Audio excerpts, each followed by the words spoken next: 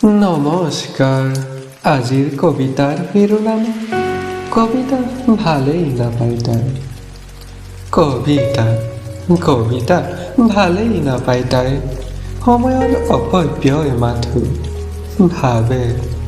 কবিতা যে কেনেকৈ লিখে মাজে মাজে তাকো কয়। শিৰোনামা নিদিলে নহয় বুলিও আকৌ সুধিব খোজে। পিছে নাই নুসুধে তাই।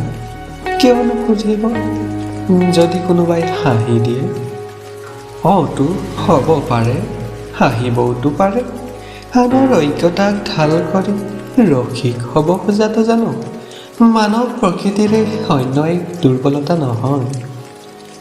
জানে তাই ভাল নাপায় তাই কবিতা। আপত্তি কৰে কিনো লিখি থাকাহে মিছামিছি কথাবোৰে। সময়ৰ জানো মূল্য নাই? অভিযোগ আহে পৰীক্ষাৰ আগৰাতি কবিতা লিখি কিনো পালা? উত্তৰ বহীত লিখিবা কি ভাবি চালানে? প্ৰশ্ন কাকতত জানো সেইবোৰৰ কিবা আহে? নোৱাৰি আৰু বুজিছে। তোমাৰ পৰীক্ষা বেয়া গ'লে মোৰো জানো ভাল লাগে কোৱা? কয় তাই। নাই হ'লেও নপঢ়ে কবিতা তাই। আজৰি নাই সময়ৰ এয়া অপচয়হে মাথো ধাৰণা তাইৰ। মৰুভূমিত মৰিচিকা খেদাৰ বোলে অভ্যাসো নাই। নুশুনে তাই কাৰো কথা।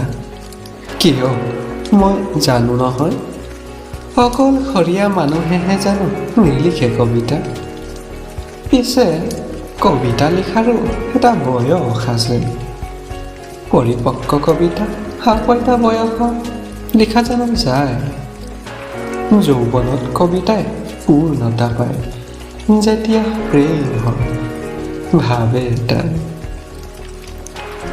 হ'লেও লিখিবাচোন কবিতা এটা মোৰ কথাৰে। কেতিয়াবা অৱশ্যে নোকোৱাও নহয়। এতিয়াই লাগে দিন কৈছিলা নহয় একেবাৰে নাচুৰ বান্দাজনী হৈ ৰ'ল। এনে লাগে যেন তাই খৰিদ্দাৰ আৰু মই বিনামূলীয়া তাই ৰেচনৰ দোকানদাৰ। তেতিয়া মই সুধো যদি সময়ৰ অপচয় হয়? উত্তৰ আহে এটাহে লিখিবা একো নহয় দিয়া ময়োতো পঢ়িম। পিছে শিৰোনামা দিবাচোন সোধে তাই। মই উত্তৰ দিওঁ নাই চিঠি লিখিম তোমাৰ নামত। কিন্তু পঢ়িবা নহয়? হেৰা পঢ়িব তাই। ধন্যবাদ। Hello guys, this is Anand Gogoi and I'm bringing to you some creative works. If you do like this video, please click the like button, share with your friends, and most importantly, do not forget to subscribe the channel and press the bell icon for future post updates.